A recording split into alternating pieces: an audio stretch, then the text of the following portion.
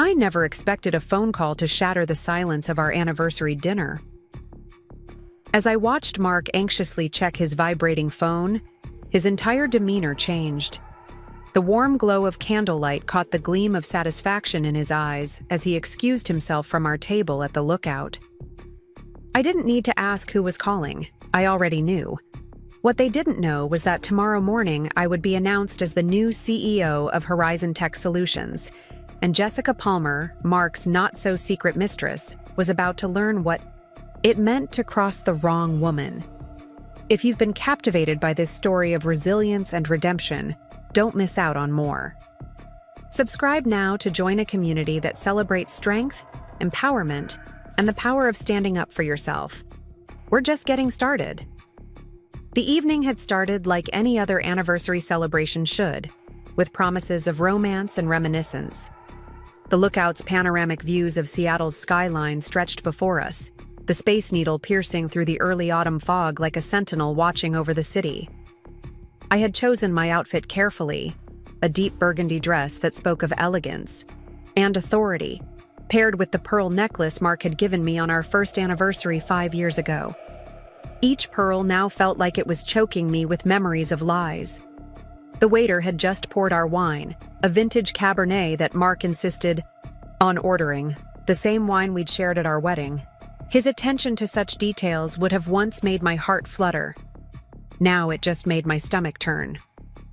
I knew too much. The reservation confirmations I'd found, the late-night texts, the lipstick-stained receipts from hotels I'd never visited, they all led to Jessica Palmer, the ambitious project manager who had joined Horizon Tech 3 months ago. Mark raised his glass, the city lights dancing off the crystal. "To us," he said, his smile not quite reaching his eyes. "To 5 wonderful years." I clinked my glass against his, watching him take a long sip. The irony of his toast wasn't lost on me. 5 years of what he thought was a perfect cover for his indiscretions. 5 years of him thinking he had married someone who would always remain in his shadow. The phone call came just as our appetizers arrived, seared scallops arranged artfully on white porcelain plates. Mark's phone buzzed against the tablecloth, and I watched his face change as he glanced at the screen. "I need to take this," he said, already standing. "Work emergency." Another lie to add to his growing collection. I nodded, taking a deliberate sip of my wine as he walked toward the restaurant's entrance. Through the floor-to-ceiling windows, I could see him pacing, gesturing animatedly. Even from this distance, I could read his body language, the way he ran his hand through his hair, the slight smile playing on his lips. This wasn't a work call. This was Jessica, right on schedule. The timing was perfect, almost too perfect. Tomorrow morning, the board would announce my appointment as CEO of Horizon Tech Solutions. James Cooper, my mentor and the outgoing CEO, had kept the succession plan quiet, known only to the board and a select few. Jessica, despite her position, wasn't among them. She had no idea that her calls to Mark were being logged, that her every move within the company had been documented, that her attempts to undermine other employees had been noted. I reached for my clutch, pulling out my compact mirror. My reflection showed a woman transformed, not by anger or betrayal, but by certainty. The past 3 months had been a masterclass in patience. After discovering their affair, I could have confronted Mark immediately, could have given in to the rage that threatened to consume me. Instead, I chose a different path. I watched as Mark continued his conversation, his back turned to our table, to me, to the vows we'd made. In the reflection of the window, I could see his smile, the real one, the one he used to give me. My hand tightened around my wine glass as I remembered the day everything changed. It had been a Tuesday, unremarkable except for the email that accidentally popped up on our shared iPad. Jessica's name, followed by words that no wife should ever have to read. The way they laughed about their secret meetings, how they planned their rendezvous around my business trips, how they thought they were so clever, but they hadn't counted on me being cleverer. While Mark thought I was focused on our failing, Marriage. I was actually orchestrating the biggest career move of my life.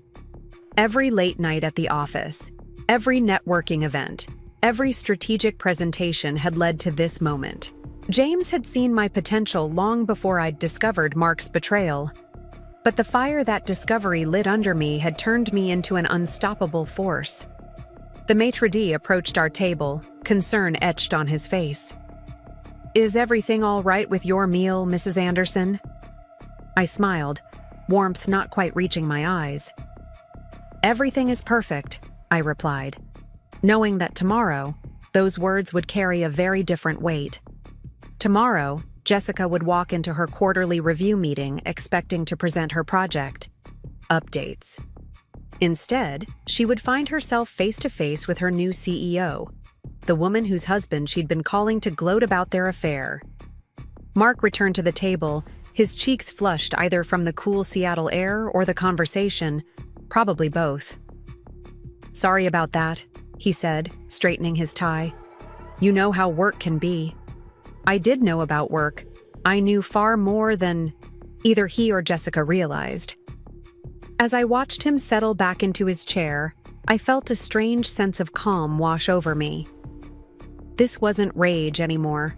This wasn't even revenge. This was justice, served on a silver platter with a side of career advancement. "Actually," I said, reaching for my wine glass, "why don't you tell me about work? I'd love to hear what's keeping you so busy these days." The bait was set, and I watched as Mark launched into another carefully constructed lie. Little did he know, every word was digging his grave deeper. The city lights continued to twinkle beyond the windows of the lookout, each one a star in my ascending universe. Tomorrow would bring its own revelations, its own chaos. But tonight, I would sit here, the perfect picture of a devoted wife, letting Mark believe he had the upper hand. After all, the best revenge isn't served cold. It's served from the CEO's chair. If this story resonates with you, if you've ever felt underestimated or overlooked, subscribe now. Together, we're building a community that understands that sometimes the greatest victories come from being underestimated. Hit that subscribe button to never miss another story of triumph and transformation. The Lookout's elegant dining room buzzed with quiet conversation and the gentle clink of fine china, but all I could focus on was the way Mark kept glancing at his phone. The device lay face down beside his plate, a silent reminder of the conversation I'd witnessed moments ago. Through the restaurant's sweeping windows, Seattle's skyline painted a glittering backdrop against the deepening twilight, each light a witness to the unfolding drama at our table. Our waiter, Michael, approached with practiced grace, his crisp black uniform a stark contrast against the warm amber lighting. "Are you ready to order your main course?" he asked, pen poised above his notepad. Mark barely looked up from his menu, his mind clearly elsewhere. "I'll have the Chilean sea bass," I said, my voice steady despite the storm brewing inside me. The irony wasn't lost on me. Here we were, celebrating our anniversary at the same restaurant where we'd had our first date 6 years ago. Back then, I'd been captivated by Mark's ambition, his charm, the way he spoke about building a future together. Now I could see through every carefully constructed facade.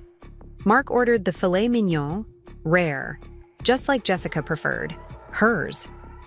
Another detail I'd learned during my quiet investigation of their affair. The past 3 months had been an education in patience, each discovered text message and suspicious meeting, adding another piece to the puzzle of their betrayal. The space between us at the table felt like an ocean, filled with unspoken words and hidden truths. I watched as Mark swirled his wine, a nervous habit he'd developed recently. His platinum wedding band caught the light, and I remembered the day he'd slipped it onto my finger, promising forever. Forever, it seemed, had an expiration date. "The merger's keeping everyone busy," Mark said, breaking the silence. "Jessica's team is handling the transition." Her name rolled off his tongue too easily, too familiarly. "They're working late most nights." I took a measured sip of my wine, letting the rich notes of oak and cherry linger. "How fascinating," I replied, thinking of the real merger documents sitting in my private office at Horizon Tech. The ones that detailed my imminent rise to CEO, the restructuring that would put me directly in charge of Jessica's department. It must be challenging, managing such complex relationships, professional ones, of course. Mark's hand twitched slightly, but his poker face remained intact. He'd always been good at maintaining appearances. It was what had first attracted me to him in the corporate world, his ability to navigate complex social situations with ease.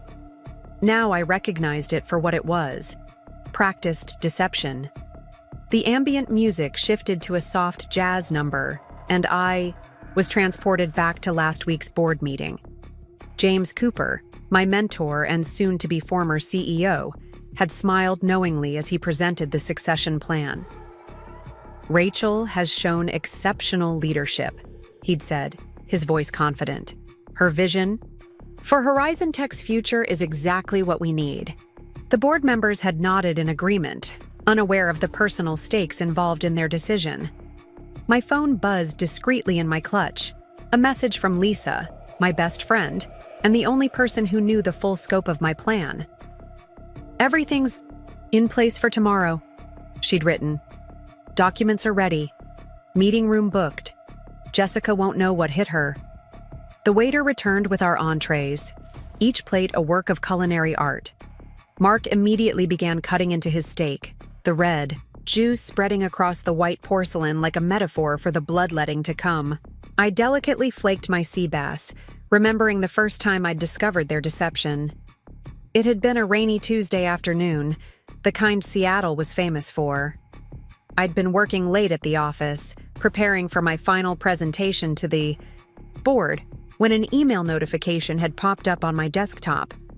A scheduling error had given me access to Jessica's calendar, and there it was. Every clandestine meeting, every working lunch, every late-night rendezvous with my husband, meticulously documented under the guise of project meetings. "How's your fish?"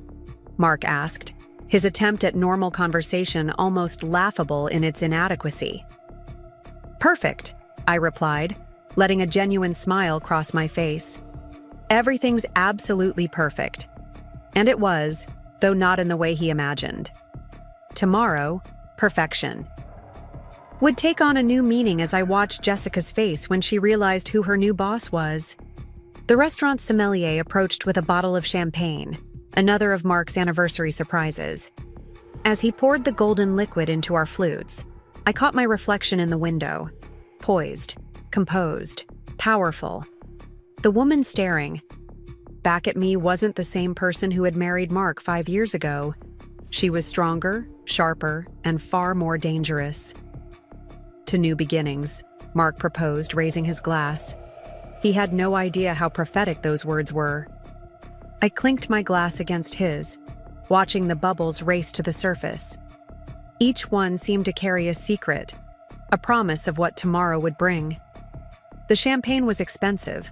I recognized the label from the receipts I'd found in Mark's jacket pocket, the ones that showed he'd bought the same bottle for Jessica last month. Outside, a light rain began to fall, casting halos around the city lights. Seattle wore the rain like an evening gown, elegant and mysterious. From our table at the lookout, we could see the Horizon Tech building, its modern glass facade reflecting the stormy sky. Somewhere in that building, Jessica was probably still at her desk, feeling secure in her position, both professionally and in my husband's affections. The thought made me smile into my champagne. Tomorrow, that security would shatter like fine crystal dropped on marble floors. The quarterly review meeting was scheduled for 9 a.m. sharp, early enough to catch Jessica off guard, late enough for word of my appointment to have spread through the office. The timing was deliberate, just like everything else in my plan. Mark's phone buzzed again, and I watched his internal struggle play across his face, the desire to check it warring with the pretense of devotion to our anniversary dinner. "You can answer it," I said graciously. "It might be important." The same words I'd used countless times before, back when I was still playing the role of the understanding wife. He hesitated, then reached for the phone. I already knew what he would find. Another message from Jessica, carefully timed to interrupt our evening. She'd always had a talent for timing. I'd give her that. What she lacked was the ability to see the bigger picture, to understand that she was just a pawn in a much larger game. The rest of dinner passed in a blur of polite conversation and calculated silences. Mark spoke about work, careful to mention Jessica's name only in professional contexts. I listened, noting each lie, each careful omission, storing them away like ammunition for the battle to come. As we waited for dessert, I excused myself to the ladies' room, needing a moment to compose myself for the final act of this evening's performance. The bathroom was empty, its marble counters and mood lighting creating an atmosphere of luxury and intimacy. I checked my appearance in the mirror, adjusting my pearls, Mark's first anniversary gift, now a symbol of everything that had changed. Tomorrow, I would sit in the CEO's office, looking out over the same city that now sparkled before us. I would watch as Jessica walked into that review meeting, confident in her position, unaware that her world was about to turn upside down. And Mark? Mark would learn that the woman he had underestimated, the wife he had betrayed, had become the most powerful person in his mistress's professional life. The thought brought a smile to my face as I returned to our table, where Mark waited with 2 slices of chocolate torte, another echo of our wedding day. The chess pieces were all in position. Tomorrow would bring its own sweet revenge, but tonight, I would savor every moment of this carefully orchestrated dinner, watching my husband dig himself deeper with every lie, every glance at his phone, every thought of the woman who would soon learn the true meaning of professional hierarchy. The first warning signs flickered through my consciousness like distant lightning. Mark's dessert sat half-eaten before him, the rich chocolate torte barely touched as he checked his phone for the 3rd time in 5 minutes. The gentle clink of silverware against fine china from nearby tables felt oddly threatening, like the ticking of a clock counting down to something inevitable. A peculiar tension radiated from him, different from his usual distracted demeanor. His collar seemed too tight, his tie slightly askew. Small details that most would miss, but I had spent years learning to read his tells. The way his left hand tapped against the tablecloth, the slight furrow between his brows, the forced casualness of his posture. Everything screamed that something was off. The waiter approached with our coffee, the aroma of fresh espresso cutting through the heaviness of anticipation. I watched as Mark's eyes darted to his phone again, this time lingering longer than necessary. The screen illuminated his face for a brief moment, casting shadows that made him look older, more vulnerable. "Everything all right?" I asked, my voice carefully modulated to convey just the right amount of wifely concern. The question hung in the air between us, heavy with unspoken accusations. "Fine," he replied too quickly, sliding the phone face down beside his plate. "Just some last-minute project details with the team." Another lie to add to his growing collection. Through the restaurant's windows, Seattle's lights shimmered like stars fallen to earth, each one a witness to this unfolding drama. A ferry's horn sounded in the distance, mournful and warning. The sound seemed to startle Mark, causing him to knock his spoon against his coffee cup with a sharp ping. My own instincts, honed by months of careful observation, were screaming now. Something was different about tonight. The usual pattern of his deception had shifted, taken on a new urgency. I could feel it in the air between us, thick with unspoken words and hidden agendas. The messages from Jessica weren't following their usual timing. Typically, she was more subtle, more calculated in her interruptions. Tonight, there was an almost frantic quality to their exchanges, as if they were orchestrating something beyond their usual clandestine communication. I took a deliberate sip of my coffee, using the moment to study him over the rim of the cup. His wedding ring caught the light as he reached for his water glass, and I noticed a slight tremor in his hand. Mark, who prided himself on his composure, was nervous. "The merger must be keeping everyone on their toes," I commented, laying the trap with practiced ease. "Especially Jessica's team. How are they handling the pressure?" His response was a fraction too slow, his smile a degree too fixed. "They're professionals. Jessica knows how to manage complex situations." Indeed, she did. Or at least she thought she did. What neither of them knew was that I had accessed their private communication channel at Horizon Tech 3 weeks ago. Their project meetings were documented in meticulous detail. Every rendezvous, every excuse, every careful alibi.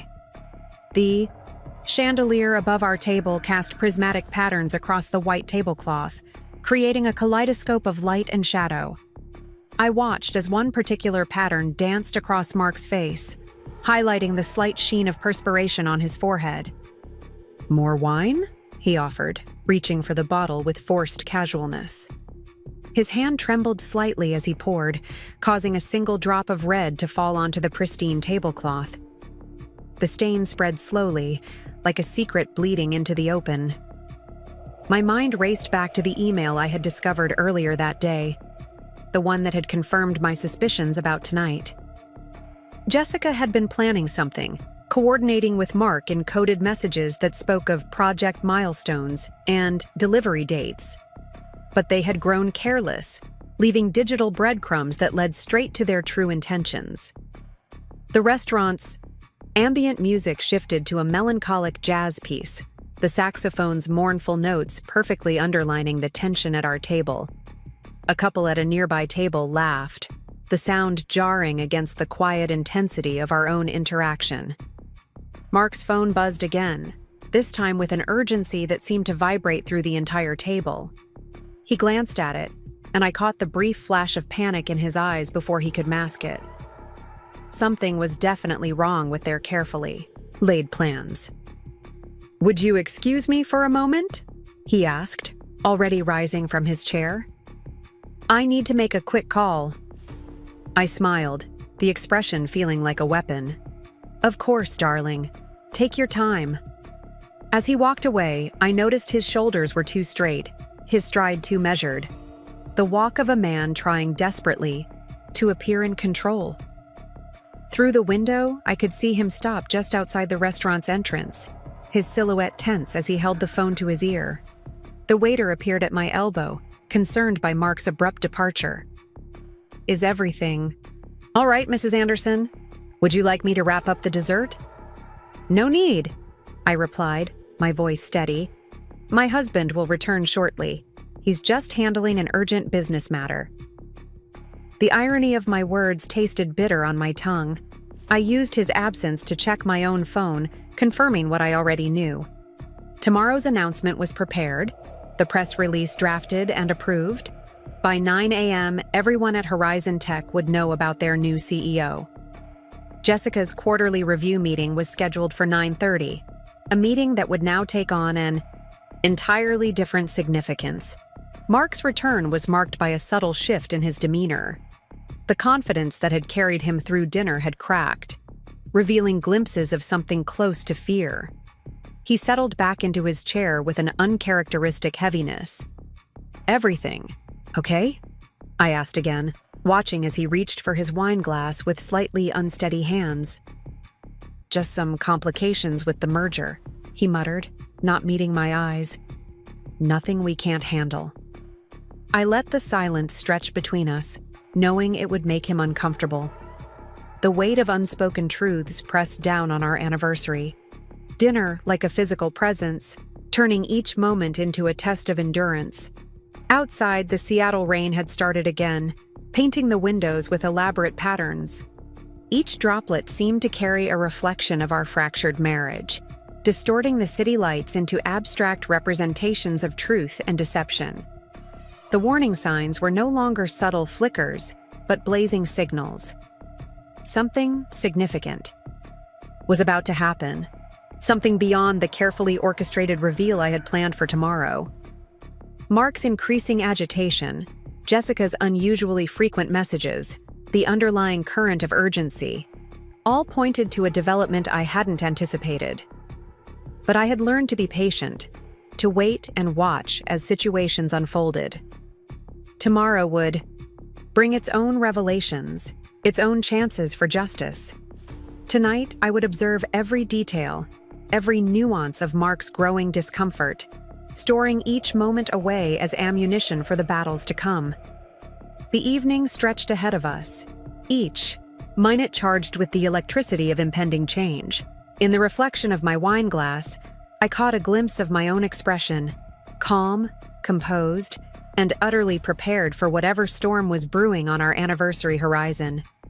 Every time the restaurant door opened, letting in the cool Seattle air, I found myself transported back to the day I first met Mark Anderson. It wasn't at the Lookout, but at another upscale restaurant near Pioneer Square. Back then, he wore ambition like a perfectly tailored suit, and his smile held promises I was eager to believe. The corporate world had brought us together during a tech industry conference. I represented an up-and-coming software company, while Mark led marketing strategies for a rival firm. Our paths crossed during a panel discussion about digital transformation, where his insights caught my attention.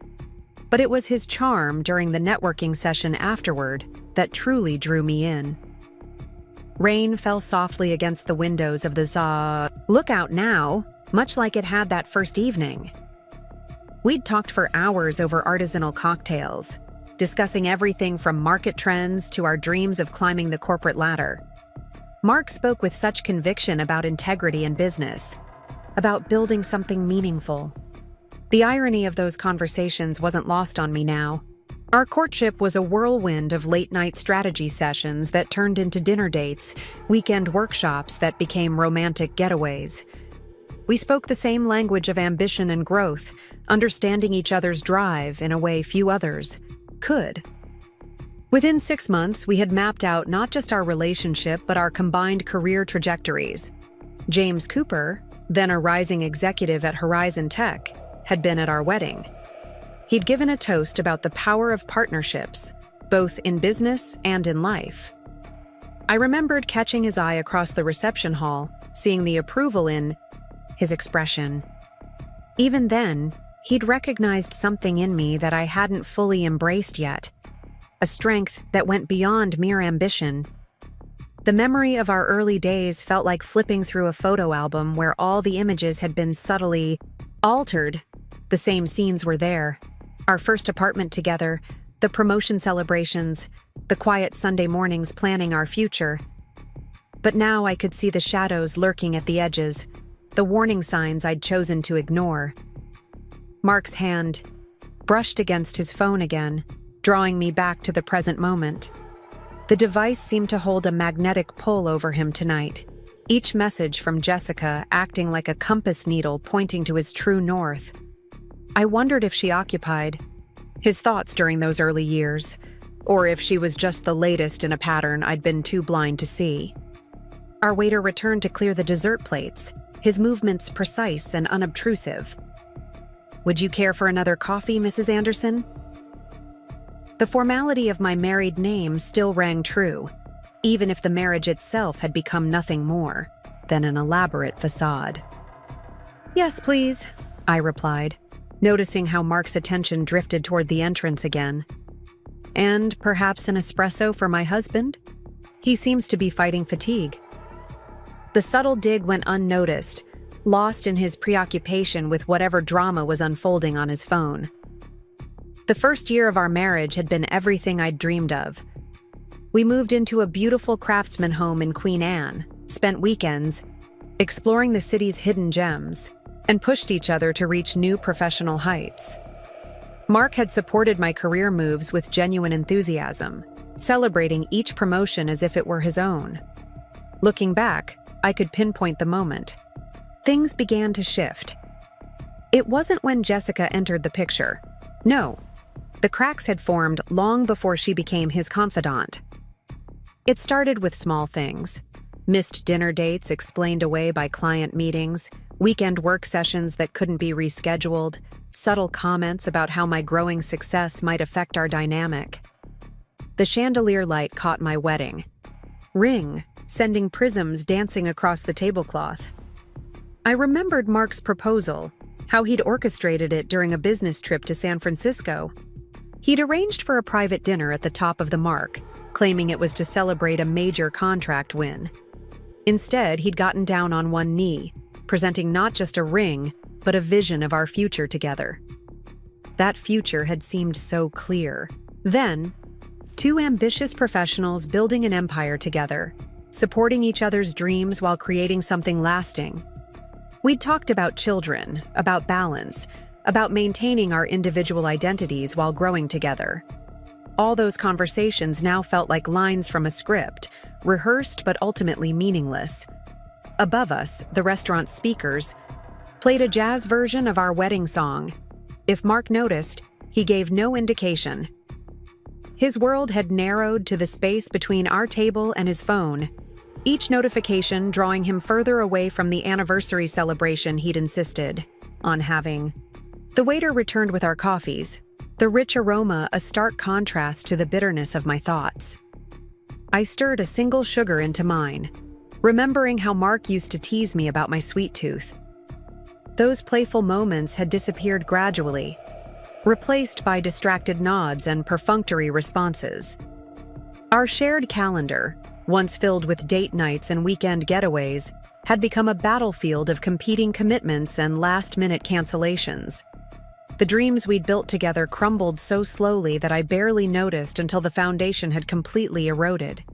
Yet through it all, I'd continued to rise within Horizon Tech. Each challenge in my personal life seemed to fuel my professional drive. James had noticed, taking me under his wing, offering opportunities that pushed me beyond my comfort zone. While Mark's attention wandered, I'd focused on building something he couldn't touch, couldn't taint with his deception. The city lights beyond the window blurred slightly as I allowed myself a moment of genuine emotion. Not for the marriage I was losing. That had been gone long before Jessica. But for the woman I used to be. The one who believed in partnership, in shared dreams, in the power of building something together.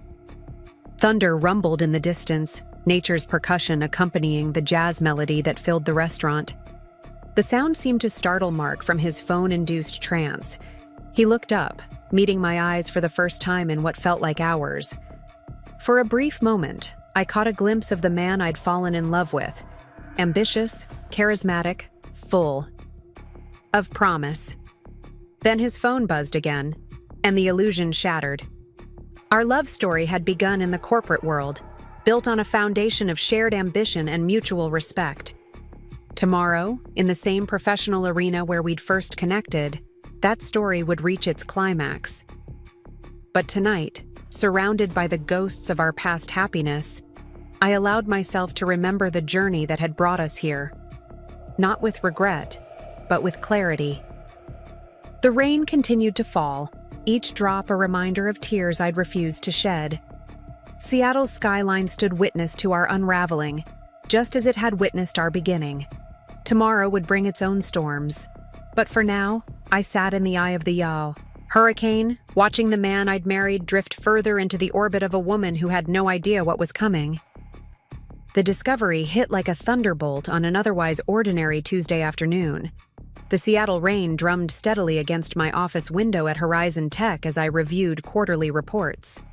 A notification flashed across my screen, an incorrectly routed email that would change everything. My breath caught as I read the exchange between Mark and Jessica. Their words were carefully coded in business terminology, but the undertones were unmistakable. Project deadlines became dinner dates. Strategy sessions transformed into hotel meetings. Each message dripped with an intimacy that felt like acid on my skin. The modern glass walls of my office suddenly felt like they were closing in.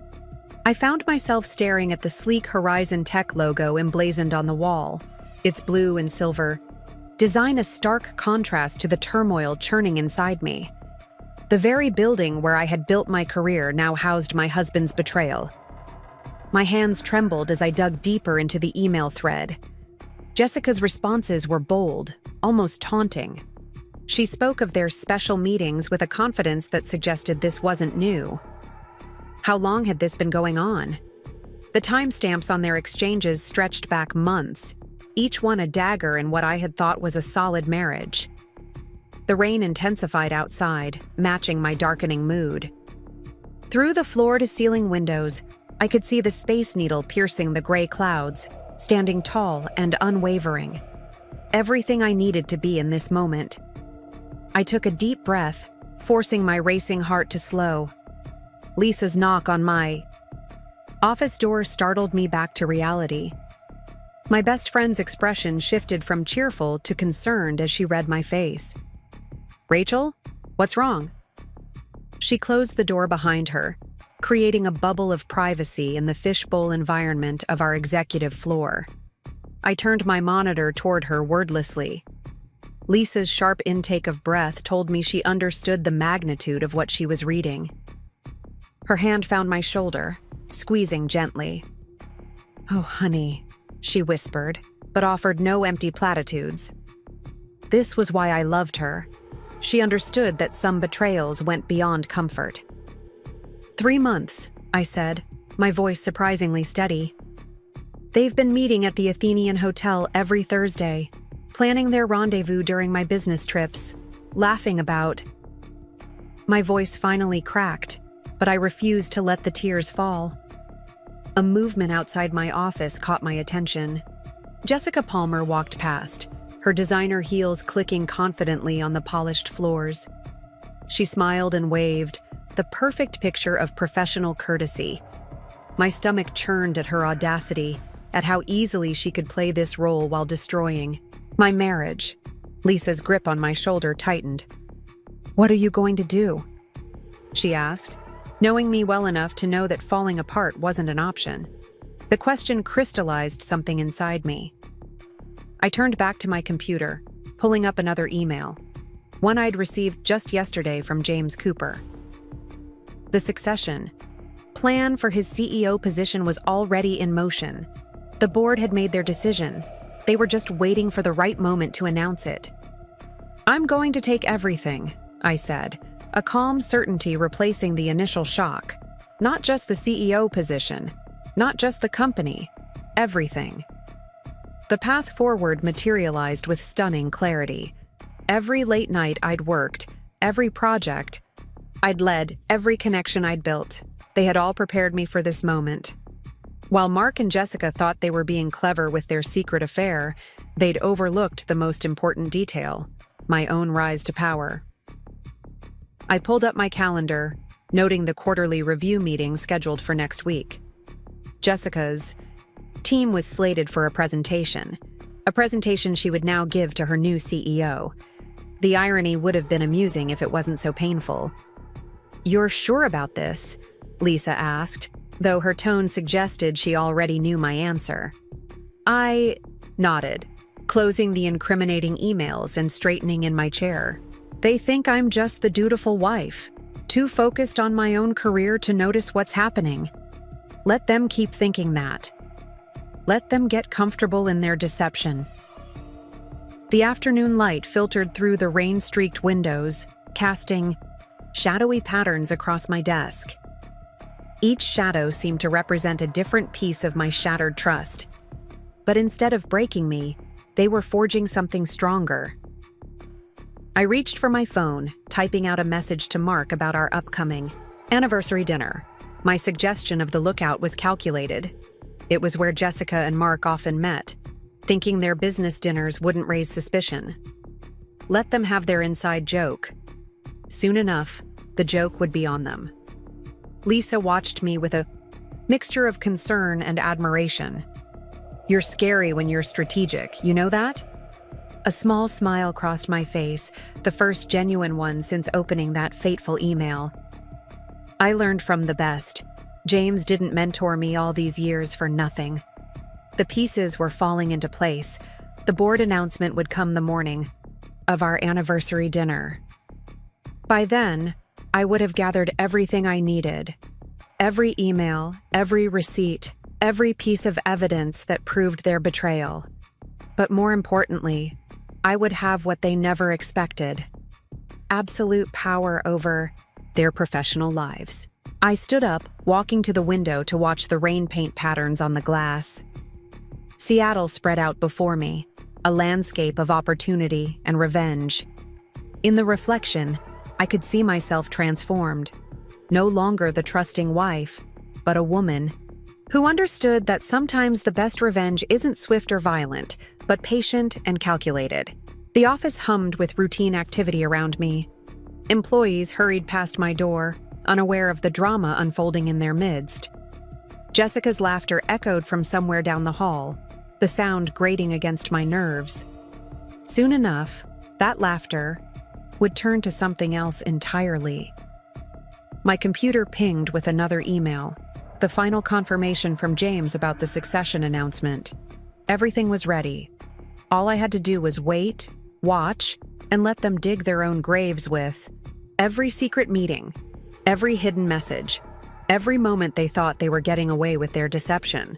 The rain finally began to ease, patches of late afternoon sun breaking through the clouds. It felt like an omen, a sign that the storm inside me was transforming into something more powerful. I turned back to my desk, ready to begin the careful work of preparing for next week's revelation. "Lisa," I said, my voice carrying a new authority, "I need you to help me set something up." My friend nodded, understanding in her eyes. She knew, as I did, that what was coming wasn't just about revenge.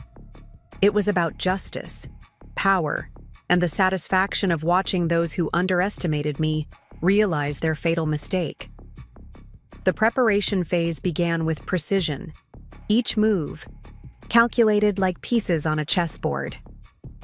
My office at Horizon Tech became my war room, every detail of Mark and Jessica's betrayal carefully documented and filed away.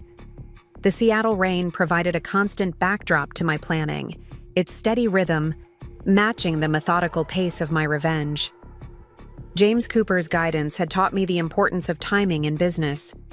"Success," he often said, "is about seeing 10 moves ahead while your competition is focused on their next step." I applied this wisdom to my current situation, mapping out every possible scenario, every potential reaction. Lisa proved invaluable.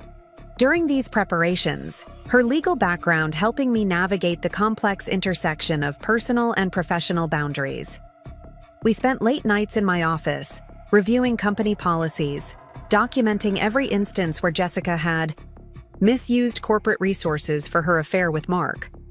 The evidence mounted steadily. Credit card statements showed lunch meetings that stretched for hours. Security logs revealed after-hours access to the building when I had been away on business trips. Email timestamps painted a picture of ongoing deception, each piece adding to the larger mosaic of their betrayal. I dedicated myself to understanding every aspect of Jessica's role at Horizon Tech. Her project files, team dynamics, client relationships, nothing escaped my scrutiny. Knowledge was power, and I intended to be thoroughly armed for our inevitable confrontation. The succession plan remained our closest guarded secret. James orchestrated the final details with the board while I prepared for my new role. Each meeting, each document signed, brought me closer to the position that would give me the ultimate advantage. The irony that Jessica's quarterly review would coincide with my first day as CEO felt like cosmic justice. My home office became a secondary command center. Late at night, after Mark had gone to bed, I would sit there reviewing security footage from the office, watching their subtle interactions in the hallways, their careful maintenance of professional distance that now seemed so obviously forced. The anniversary dinner reservation at the Lookout was confirmed weeks in advance. I chose the table carefully, one with a clear view of the city, where the lighting would be perfect for what was to come. The restaurant's manager, an old friend, ensured everything would be arranged exactly as I specified. Lisa helped me select my outfit for the evening, a deep burgundy dress that spoke of power and confidence. "You're not dressing for him anymore," she reminded me as I tried it on. "You're dressing for yourself, for what you're about to become." Each day brought new preparations. I arranged for key documents to be ready for the morning announcement. The press release was crafted with careful attention to detail, emphasizing my qualifications while subtly highlighting my oversight of all departments, including Jessica's. The quarterly review materials required special attention. I spent hours reviewing her team's presentations, noting discrepancies, finding weak points that could be exploited. Every project timeline, every budget allocation, every decision she had made would be scrutinized under my new authority. My private investigator delivered the final piece of evidence 3 days before the anniversary dinner: photographs of their meetings at the Athenian Hotel, timestamps matching perfectly with the calendar entries I had discovered. The images went into a secure folder, ready to be used if necessary. The psychological preparation was perhaps the most challenging. I practiced maintaining composure, schooling my features into a mask of pleasant ignorance. In meetings where both Mark and Jessica were present, I perfected the art of appearing completely unaware while cataloging their every interaction. James noticed my transformation during our transition meetings. "You've grown stronger," he observed one afternoon, watching me review acquisition strategies. "Whatever's driving you, it's turned you into exactly what this company needs." If only he knew the full extent of what was driving me. I arranged for my personal items to be moved into the CEO's office after hours, ensuring everything would be in place for the morning announcement. The view from that office encompassed the entire city, a perfect vantage point from which to watch my plans unfold. The technical details required attention too. I worked with IT to ensure my access to all company systems would be immediate and complete. Every email, every file, every communication would be at my fingertips. Knowledge was currency, and I intended to be wealthy. My calendar for the day after the announcement was strategically planned. The quarterly review meeting with Jessica's team was scheduled for maximum impact, late enough for the news of my appointment to have spread, early enough to catch her off guard. The conference room was booked, the attendee list carefully curated. Even my morning routine for the big day was plotted out. The car service was arranged, my outfit pressed, my presentation materials prepared. Nothing would be left to chance. I would arrive at the office early, before the announcement, ready to step into my new role with absolute authority. Each night, as I lay awake beside Mark, I refined the scenarios in my mind. I anticipated his reactions, prepared responses for every possible situation. The weight of my knowledge, of my impending power, became almost tangible in those quiet hours. The final days of preparation brought a strange calm. Everything was in place: the documents, the evidence, the timing. I moved through my regular routine with the serenity of someone who knows exactly what's coming, while those around me remained blissfully unaware of the approaching storm. Lisa checked in regularly, helping me maintain my focus. "Remember," she said during our last meeting before the anniversary dinner, "you're not just preparing for revenge, you're preparing to take your rightful place. Everything else is just collateral damage." She was right, of course. This wasn't just about exposing their affair or getting revenge. It was about claiming the power that had always been within, my reach, about becoming the person I was meant to be. The fact that it would devastate their carefully constructed world of lies was simply a bonus. The final piece fell into place the morning before our anniversary. The board's unanimous vote was confirmed, the last signatures secured. There would be no last-minute surprises, no unexpected complications. Everything was ready. All that remained was to wait for the perfect moment to spring the trap. The plan began to unfold with the precision of a perfectly tuned symphony. The late afternoon sun cast long shadows through the lookout's windows as I watched Mark fidget with his phone, each buzz drawing him deeper into Jessica's web of messages. Everything was proceeding exactly as I had orchestrated. My fingers traced the stem of my wine glass as I observed Mark's growing discomfort. The waiter had just cleared our appetizer plates, and the tension at our table was becoming palpable.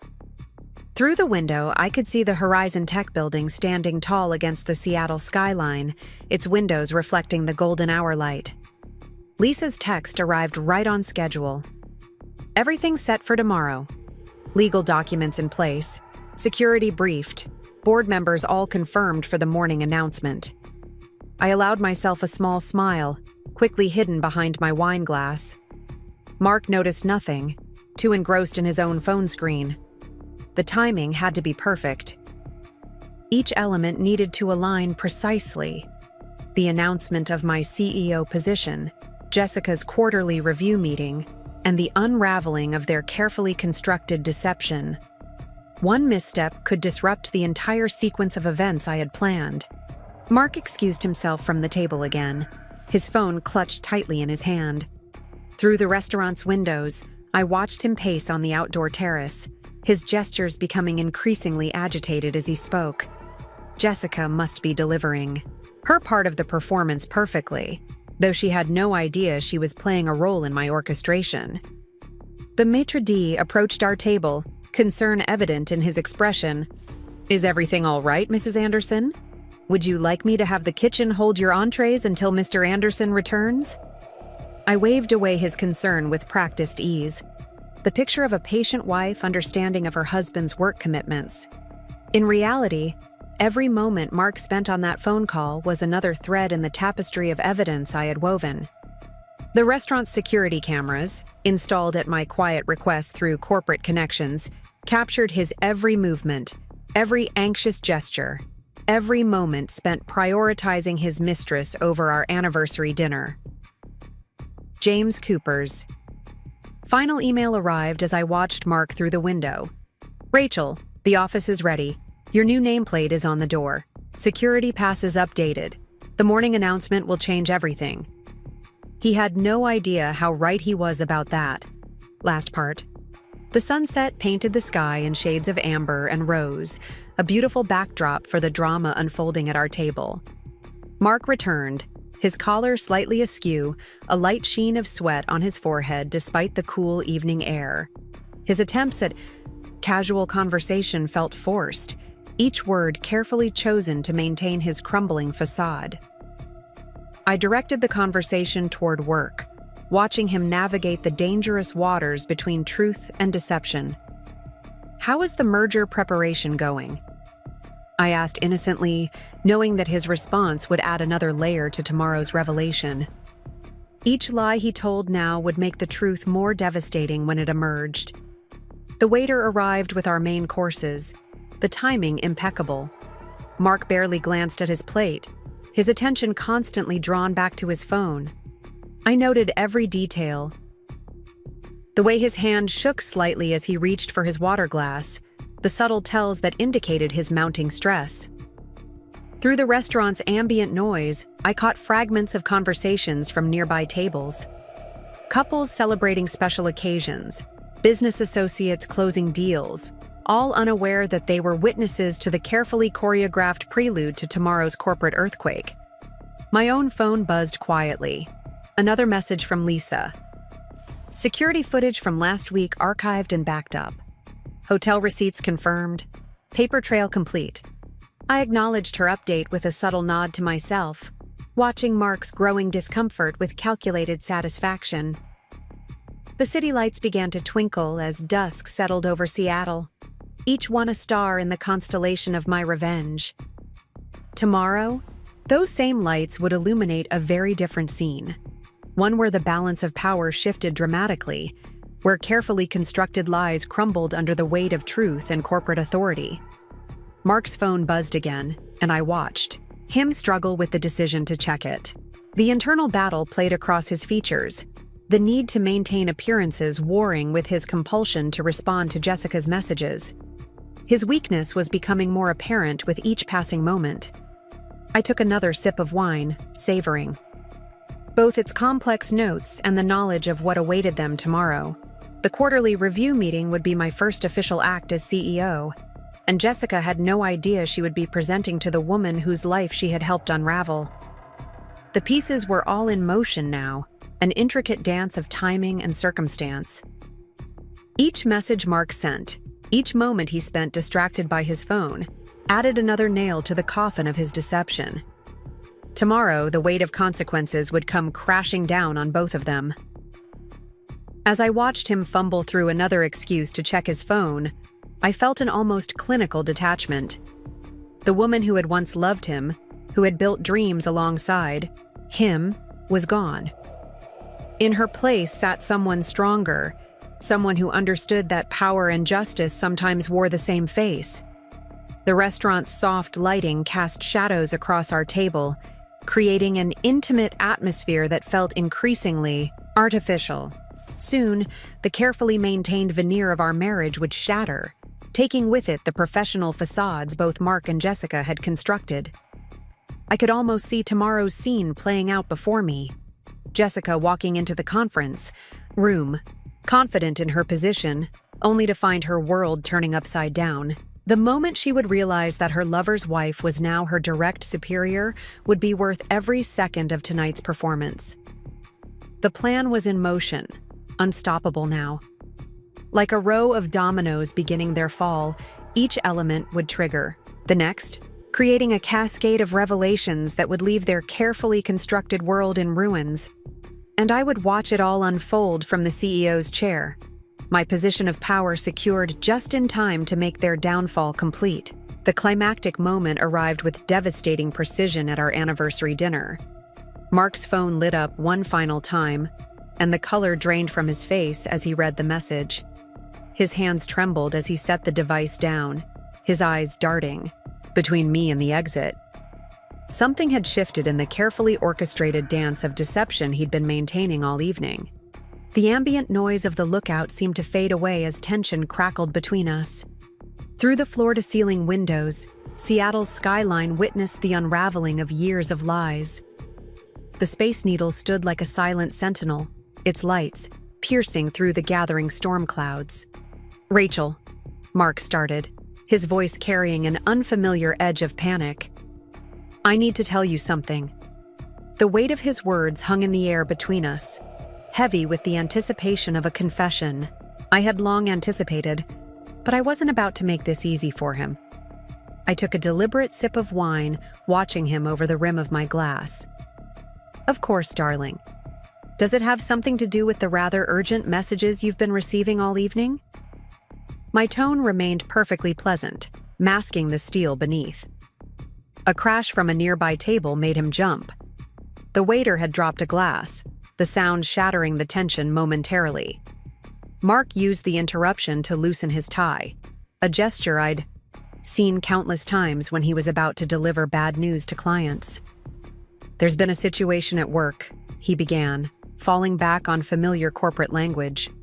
"Jessica, Ms. Palmer has made some accusations." He paused, searching my face for any reaction to the name. I gave him nothing. Thunder rumbled in the distance as Seattle's infamous rain began to tap against the windows. The weather seemed determined to provide the perfect backdrop for this moment of reckoning. I watched a droplet trace its way down the glass, taking its time just as I was taking mine. "Accusations?" I prompted, my voice carrying just the right note of wifely concern. "That sounds serious. Perhaps we should discuss this at home." The suggestion made him shift uncomfortably in his chair, no doubt weighing his options. The maitre d' approached our table, sensing the tension. Would Sir and Madam care for dessert? The timing was impeccable, adding another layer of discomfort to Mark's obvious distress. He waved the man away with an impatient gesture. "No, Rachel, this needs to be addressed now." Mark's voice had taken on an urgent quality. "Jessica claims she's saying that." He struggled with the words, each attempt at explanation dying before it could fully form. I leaned forward slightly, allowing concern to show in my expression. "What exactly is Ms. Palmer saying? Mark?" The use of her formal title made him flinch. Another tell, another crack in his facade.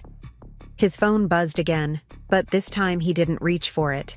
Instead, he ran his hands through his hair, a gesture of frustration I'd seen countless times during our marriage. She's threatening to go to HR. She says she has evidence of inappropriate behavior. The irony of his statement almost made me smile. Evidence of inappropriate behavior indeed. If he only knew about the carefully compiled dossier sitting in my new office, waiting for tomorrow's revelation. Evidence? I kept my voice steady, interested but not overly concerned. That sounds rather serious, especially given her position in the company. I watched the implication of my words sink in, saw the moment he realized the professional ramifications of what he was about to confess. Lightning flashed outside, illuminating the Seattle skyline in stark relief. In that brief moment of brilliant light, I caught Mark's reflection in the window, a man watching his carefully constructed world begin to crumble. "Rachel, I need you to understand," he began again, desperation creeping into his voice. "Things aren't always what they seem. Sometimes situations develop that we don't intend." I cut him off with a raised hand. "Mark, before you continue, I think there's something you should know."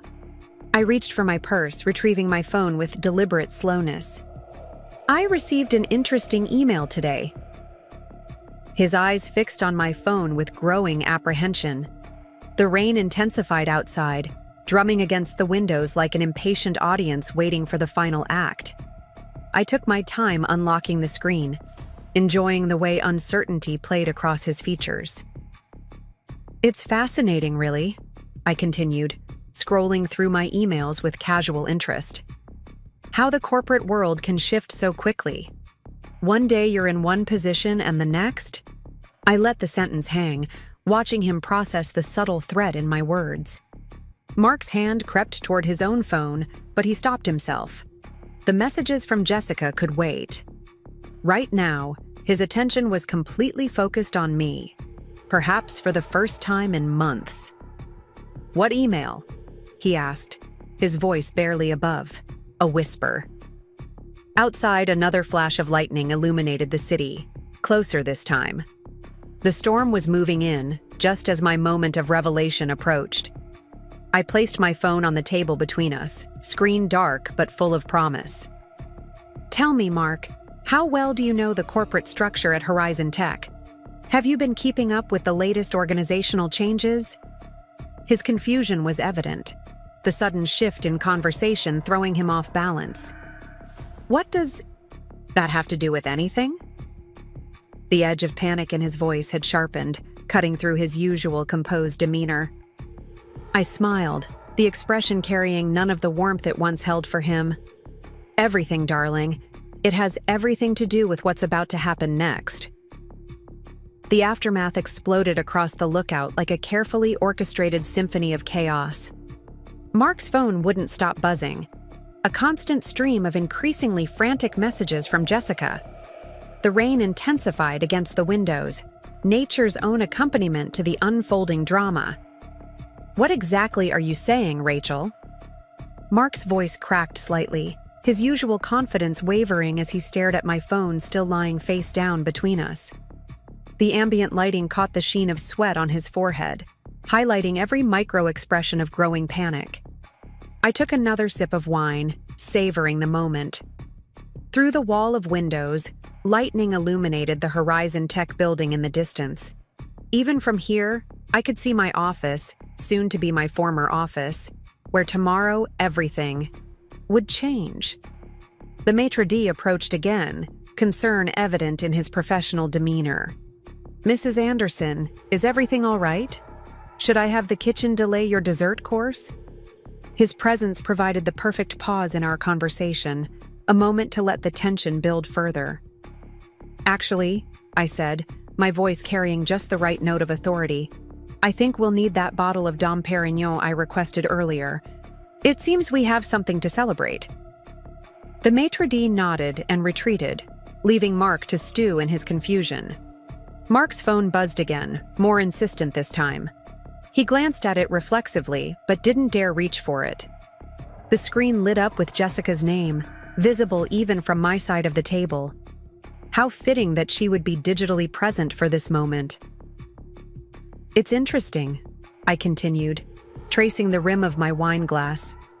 How people can work so closely, together yet know so little about what's really happening. Take Horizon Tech, for example. So many changes in the works that haven't been announced yet. Thunder rolled overhead as Mark shifted uncomfortably in his chair.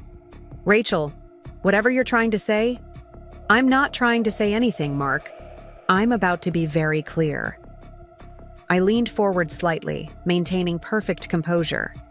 Tomorrow morning, the board is announcing some significant changes in leadership. James Cooper is stepping down as CEO. The color drained from Mark's face as understanding began to dawn. Outside, another flash of lightning illuminated the Seattle skyline, the storm moving closer, mirroring the approaching revelation. The timing is quite perfect, really, I continued, watching his expression carefully.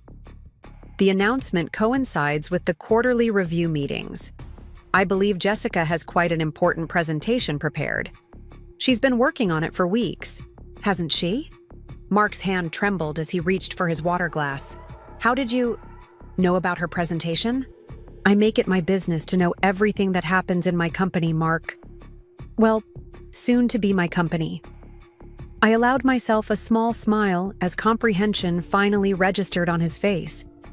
The maitre d' returned with the champagne, the pop of the cork punctuating the moment perfectly. Mark barely noticed as the golden liquid was poured into fresh flutes. His world was collapsing in on itself, one revelation at a time. You're not saying, he began, his voice barely above a whisper. The board's decision was unanimous, I confirmed, raising my champagne flute. James personally recommended me as his successor. Effective tomorrow morning, I'll be the new CEO of Horizon Tech Solutions. Mark's phone buzzed again, but he seemed frozen, unable to move. Through the windows, the storm had reached its peak, rain lashing against the glass as if demanding entry to witness this moment. So you see, I continued, my voice carrying easily over the sound of the storm. Jessica's threats to go to HR are particularly interesting. I wonder how she'll feel presenting her quarterly review to her new CEO, her lover's wife. The champagne in Mark's glass trembled as his hand shook. Rachel, let me explain. Oh, there's nothing to explain, I cut him off smoothly. Everything is already documented. Every email, every hotel receipt, every late-night project meeting. Did you really think I wouldn't notice? That I wouldn't investigate when things didn't add up? Lightning flashed again, casting harsh shadows across Mark's face as he struggled to process what was happening. All his careful plans, all his deceptions were crumbling under the weight of a truth he never saw coming. The board announcement is scheduled for 9 a.m. sharp, I continued, checking my watch with deliberate casualness. Jessica's review meeting is at 9:30. Perfect timing, don't you think? Just enough time for the news to spread through the office. Mark's phone lit up again, but this time with a different name, James Cooper. The pieces were falling into place faster than he could process them. James knew? He managed to ask. James knows everything he needs to know, I replied cryptically. He's been quite supportive of my career advancement, unlike some people at the table. The storm outside reached a crescendo, rain drumming against the windows with increasing intensity. Each drop seemed to echo the rhythm of destruction as Mark's carefully constructed world fell apart. You can't do this, he whispered, but there was no conviction in his voice. He already knew it was too late. I smiled, raising my champagne glass and a mock toast. I'm not doing anything, Mark. You and Jessica did this to yourselves. I'm simply taking my rightful place at the company. The fact that it coincides with exposing your affair is just fortunate timing. The maitre d' appeared again, this time with our dessert course, a dark chocolate torte that suddenly seemed like the perfect metaphor for this bittersweet moment.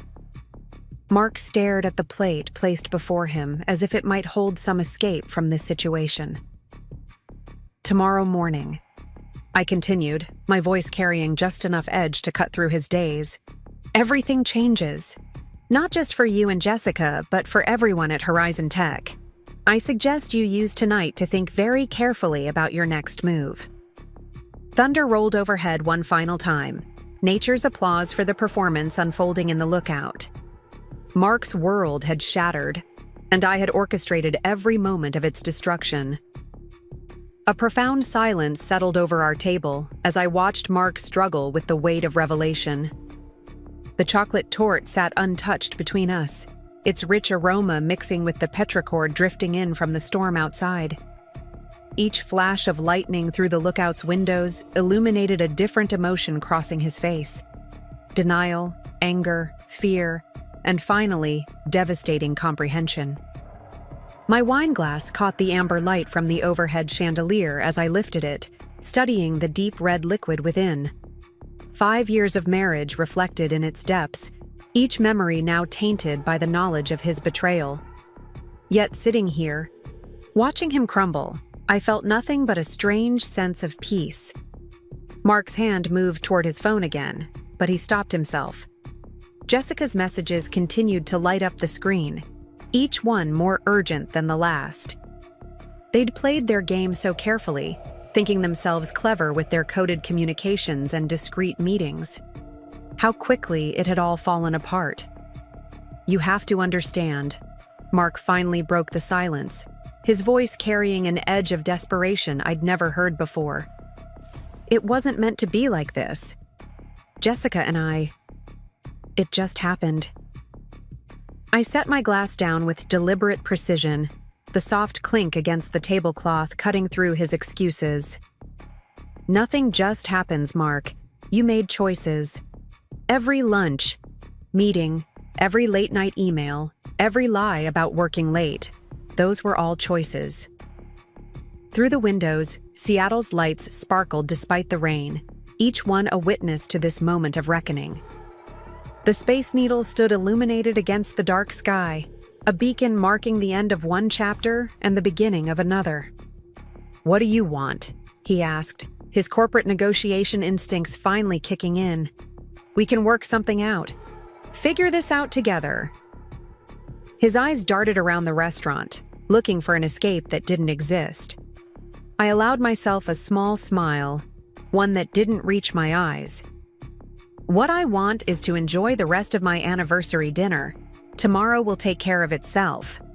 The waiter approached with fresh coffee, the rich aroma providing a momentary distraction from the tension. Mark's hands shook slightly as he reached for his cup, the liquid rippling with his unsteady grip. "You've changed," he observed, studying me as if seeing me for the first time. Perhaps he was. The woman he'd married, the one he thought he could deceive indefinitely, had transformed into someone he no longer recognized.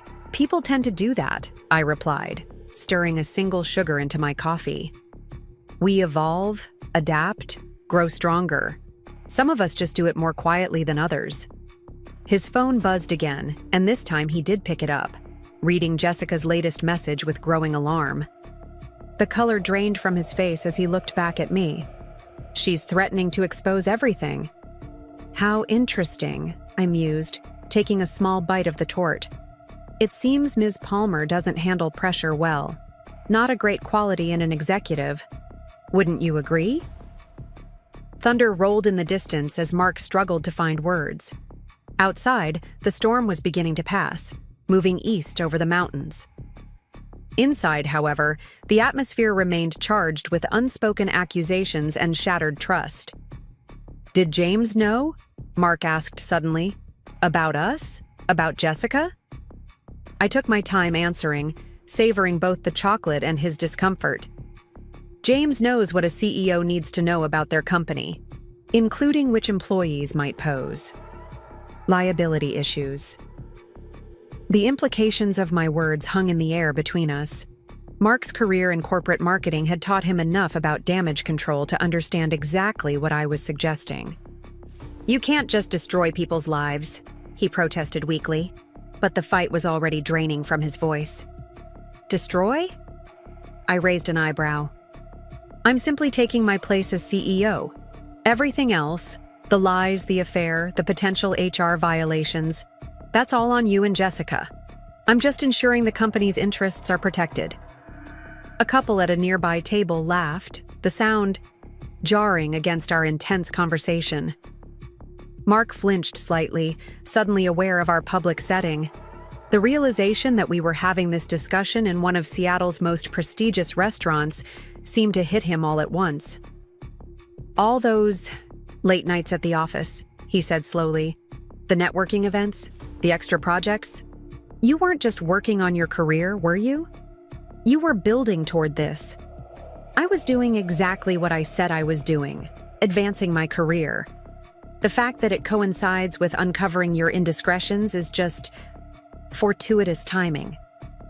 The storm had moved far enough away that the city lights were visible again, each one reflecting off the rain-slicked windows. In the distance, the Horizon Tech building stood dark except for security lighting. Tomorrow, it would be illuminated by a very different kind of electricity. Mark's phone had finally gone silent, the stream of messages from Jessica apparently exhausted. The quiet felt heavy with possibility and consequence, like the air before a lightning strike. "What happens now?" he asked, his voice barely above a whisper. I dabbed my lips with my napkin, taking my time before responding. "Now we finish our anniversary dinner. Tomorrow I step into my new role as CEO. And you, well, you have some decisions to make about your future, both personal and professional." The weight of understanding settled over him like a heavy cloak. Every carefully constructed lie, every secret meeting, every manipulated situation had led to this moment, and there was nothing he could do to change its outcome. The storm clouds parted over Seattle, revealing a sky dotted with stars that seemed to witness this final act. Mark sat across from me at the lookout, a broken man coming to terms with the ruins of his carefully constructed deception. His phone lay silent now, Jessica's frantic messages having finally ceased. "You know what the hardest part was?" I mused, studying the last drops of wine in my glass. Not discovering the affair, not finding the messages, the receipts, or the carefully coded calendar entries. It was realizing how little you thought of me, how completely you underestimated what I was capable of. Through the windows, the city had taken on an almost ethereal glow after the rain. Each light reflected off wet surfaces, creating a dazzling display that seemed to mock the darkness settling over our table. "When did you know?" Mark asked, his voice hollow. "How long have you been planning this?" I set my glass down, considering his question. The planning started the moment I found that first email. But the groundwork? That was laid years ago, with every meeting I took, every connection I made, every project I championed. While you were busy orchestrating your affair, I was building something far more substantial. The chocolate torte sat half-eaten between us, its rich darkness a fitting metaphor for the bittersweet triumph of this moment. In the distance, the Horizon Tech building stood as a silent testament to tomorrow's inevitable changes. "Jessica," Mark started, then stopped, seeming to realize the futility of whatever he had been about to say. His hand moved instinctively toward his phone, but he pulled it back, finally understanding that some messages were better left unsent. "Ms. Palmer will have her opportunity to present her quarterly review tomorrow," I reminded him. "Though I suspect her focus might be somewhat compromised, given the circumstances." The maître d' approached one final time, perhaps sensing that our anniversary dinner was drawing to its natural conclusion. "Will there be anything else this evening?" I smiled, reaching for my clutch. "No, thank you.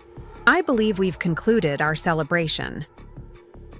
The word celebration carried a weight that made Mark flinch. As I stood smoothing my dress, I caught my reflection in the window. The woman looking back at me bore little resemblance to the trusting wife who had once believed in the power of love and partnership. In her place stood someone stronger, someone who understood that true power came from within. Rachel, Mark called out as I turned to leave.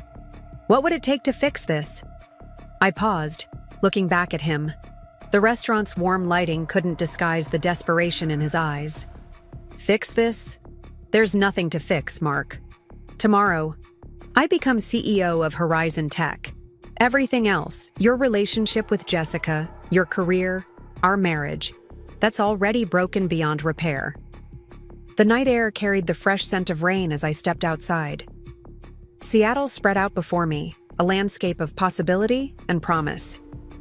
Behind me, through the lookout's windows, I could see Mark still sitting at our table, staring at his phone, as if it might offer some escape from the reality he now faced. Tomorrow would bring its own challenges: the board announcement, Jessica's review meeting, the inevitable fallout from today's revelations. But tonight, walking away from the ruins of my marriage and toward the future I had crafted, I felt nothing but an overwhelming sense of liberation. The valet brought my car around, its sleek surface still wet from the recent rain. As I slid behind the wheel, I caught one final glimpse of the lookout in my rearview mirror. The restaurant had been the setting for so many moments in my life: first dates, celebrations, and now, this final scene of retribution. Starting the engine, I pulled away from the curb, leaving behind the last vestiges of the woman I used to be. The city lights guided my way home, each one a beacon illuminating the path to my new beginning. Tomorrow would dawn bright and clear, bringing with it the sweet taste of victory and the knowledge that sometimes the best revenge is simply becoming everything they never thought you could be. Up next, you've got 2 more standout stories right on your screen.